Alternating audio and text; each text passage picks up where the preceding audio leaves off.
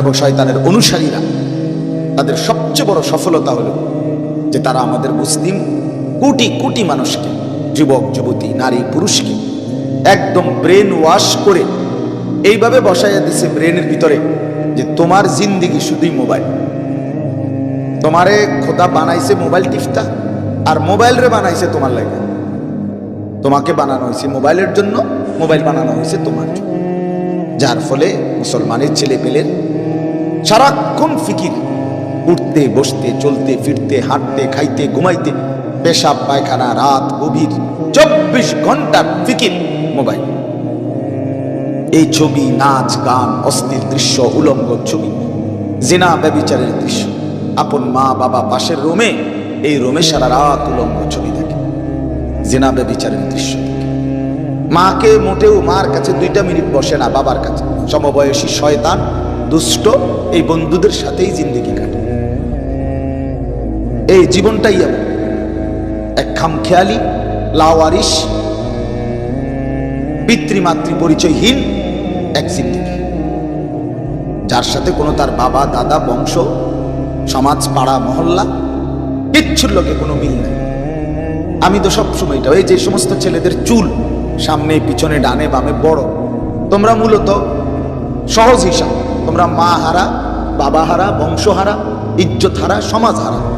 কারণ তোমাদের এই চুল চেহারার সাথে তোমার বাবা, তোমার দাদা, তোমার বংশ, তোমার দেশ, তোমার পাড়া, তোমার মহল্লা, তোমার জাতি, তোমার আল্লাহ, তোমার রসুল, তোমার কোরআন, তোমার সুন্নাহ, তোমার এলাকার কোনো আলেম, কোনো ভদ্র মানুষ, কোনো দিনদার, কোনো নেককার, কোনো নামাজি, কারোর সাথে এটার মিল নাই। তাহলে এটা তুমি কোনখান থেকে নিলে? তার মানে তুমি এই সমাজচ্যুত এক সন্তান,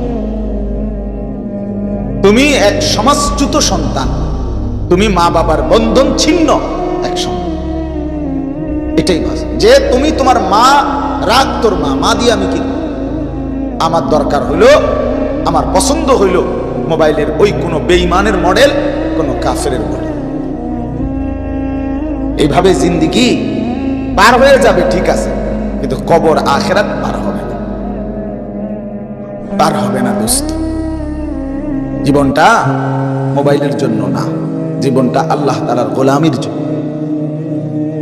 আল্লাহ তাআলা ইবাদতের জন্য বানিয়েছে, ইবাদতের জন্য।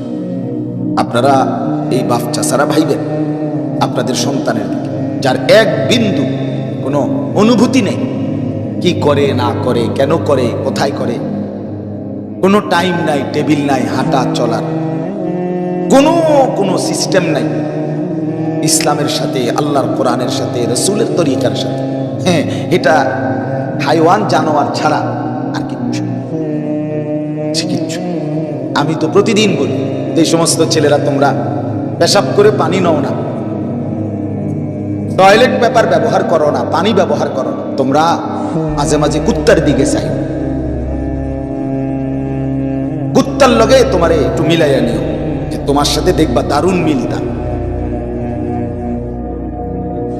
হ্যাঁ, প্রয়োজনে কুত্তার সাথে একটা সেলফি তুলে একসাথে, যে আমরা দুই জানোয়ারকে কেমন দেখায় দেখেন।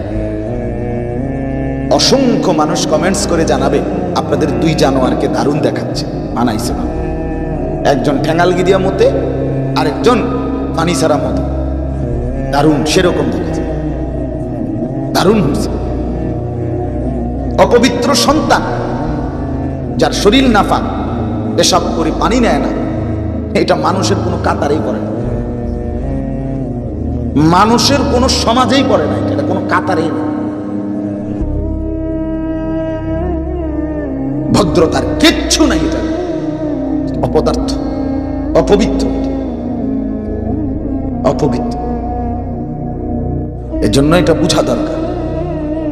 আল্লাহ তাআলা আমাদেরকে মুসলমান বানাইছে 800 কোটি মানুষের মধ্য থেকে।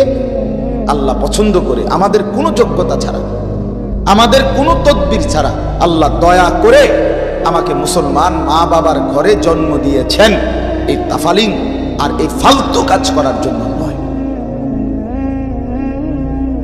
এজন্য প্রিয় ভাই, নষ্ট হইও না, নষ্ট হইও না, নষ্ট হইও না। সুন্দর এই জিন্দেগি নষ্ট করে দিও না। বুট বাদাম চা বিস্কিট, মোবাইল, নাচ গান, অশ্লীল ছবি, বন্ধুদের আড্ডা, এ বারবার চুলের বাহার ইত্যাদি ইত্যাদি। এটা কোনো জীবন না, এটা কোনো সুস্থ স্বাভাবিক জিন্দেগি হইতে পারে না, পারে না। এই প্রতিবন্ধী 1 বছরে যে কমপক্ষে 5-6 আইটেমে চুল কাটছে, একবারই স্পষ্ট, যে কোনো ডাক্তার দেখাইলে কইব এই মানসিক প্রতিবন্ধী, কোনো সন্দেহ নেই তার সিরা, বাস্তবে এটা কোনো সন্দেহ নেই। কারণ এর যে তার সিরা, এটা লইয়া কোনো সন্দেহ। কারণ যে পাগল, যে মাতাল, সেই এরকম করে, কি করে না করে হে কইতার।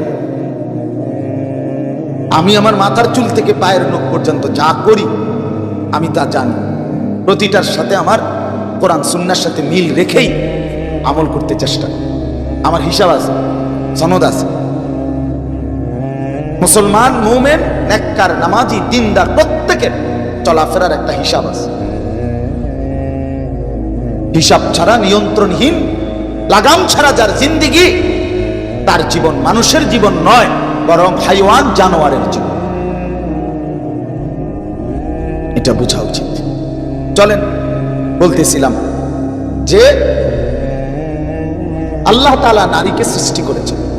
ওই 2 ছেলে দেখেন বই বই বুট খায়, এই যে হেরা দুজন সুন্দর, মানে হেরার হিসাব বলে এনে যে এতগুলো মানুষ, হ্যাঁ, এটা আমার কি দরকার? আমার দরকার আমার বুট খানা, বুঝেন নেই? এই যে দুজন তামাশা, কে কি মনে করে, কে কি ভাবে, কে কেমন দেখা যায়, এতক্ষণ আমার টয়াল, আমার মনে যা চায়, আমার মনে যা চায়। মা লজ্জিত হবে হোক, বাবা লজ্জিত হবে হোক, সমাজ লজ্জিত হবে হোক, আমার কি, আমার মনে যা চায়। এটা মুসলমানের জিন্দেগি না, সুস্থ স্বাভাবিক জীবন নয় বাপ। এটা বোঝা উচিত, এটা বুঝা। আমি একটু শক্তই, আমার এটা মেহনত, আমার এটা ফিকির, আমার এটা সাধনা। মুসলমানের ছেলেদেরকে বদলাইতে হবে। মুসলমানের ছেলেরা না বদলাইলে আগামী প্রজন্ম কষ্টে পড়বে। আজকে যে ছেলেগুলো 12, 14, 16, 18, 20 বছরের নিচে, এরা যদি এভাবে নষ্ট হয়ে যায়, আগামী 20 বছর পরে এই সমাজ, এই দেশ, এই জাতি আলোকিত মানুষ আর খুঁজে পাবে না। কষ্ট হবে, তো কষ্ট হয়ে যাবে আগামী দিনে। এভাবে যদি ছেলেদের লাজ, লজ্জা, শরম, হায়া উঠে যায়, আগামী সমাজ নিরাপদ মাও পাবে না, নিরাপদ স্ত্রীও পাবে না, নিরাপদ সংসারও পাবে। জিনা, ব্যভিচার, অশ্লীলতা, আপনজনের সাথে অসভ্যতা যদি ব্যাপক হয়ে যায়, তাইলে এই সমাজ পরিবার শূন্য হয়ে যায়। এটা বই, কিতাবের কথা, আমি নিজে পড়ছি তাফসিরে। যে সমাজে মুসলমান জিনা, ব্যভিচার, পরকিয়া, অশ্লীলতার মধ্যে লিপ্ত, সেই সমাজ অল্প সময় ব্যবধানে প্রকৃত বংশ আর থাকে না, থাকে না। আপনি যেই কোনো চেয়ারম্যান, আমি জিগায়ে দেখছি, আপনি আপনাদের ইউনিয়নের চেয়ারম্যান, যেই কোনো চেয়ারম্যানদের জিগায়ে দেখেন এখন, যে চেয়ারম্যানরা সবচেয়ে বেশি মেল করে কিসের, কি নিয়ে ঝামেলা আছে, এই আমি জিগায়ে দেখছি অসংখ্য, প্রতিদিন পেরেশান তারা এটা নিয়ে। স্ত্রী, স্বামী, ছেলে মেয়ের এই অশ্লীলতা, বেহায়াপনা, পরকিয়া, এই নিয়ে পেরেশান। আগামী দিনে স্বামী স্ত্রী, বাবা মা, ভাই বোন, আত্মীয় স্বজনের এই বন্ধন, পবিত্রতা থাকবে কিনা এই অস্তিত্বের মুখে। আমি নিজে আমেরিকান জামাত, কুমিল্লা ভিক্টোরিয়া বিশ্ববিদ্যালয়, ধর্মপুর কলেজ মসজিদে জামাত আসছে, তাবলিগের দাওয়াত আমেরিকার থেকে, ওনারা তাবলিগ জামাতে। আমি ওনাদের কাছে বসে কথা শুনছি।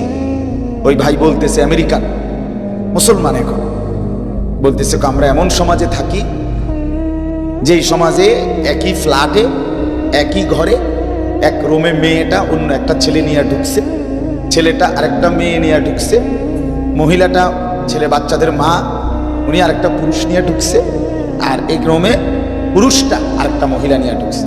4 রুমে 4 জন সারা রাত জিনা ব্যভিচারের পরে সকালবেলা সে নিজ বলছে আমি নিজে শুনছি